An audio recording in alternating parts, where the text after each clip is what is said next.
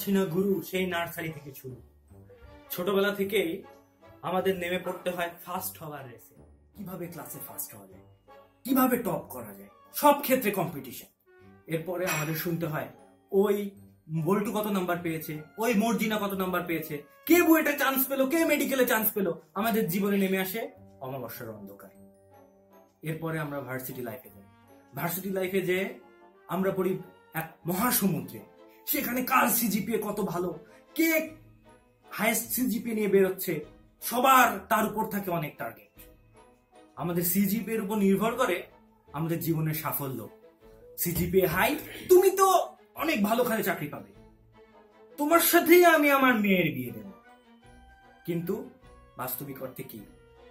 আমাকে দেখুন, আমার সিজিপিএ কখনোই ভালো ছিল না, রেজাল্ট ছিল ডাব্বা।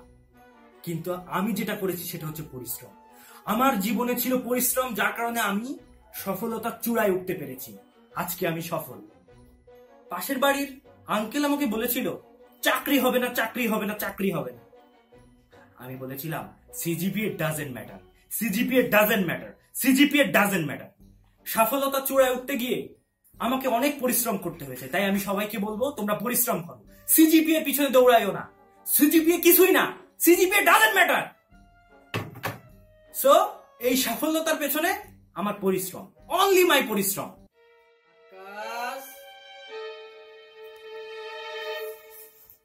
আকাশ, পানির মোটরটা ছাড়ো তো।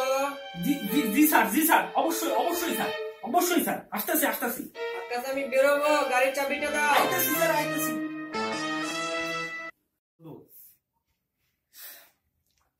Sorry sorry.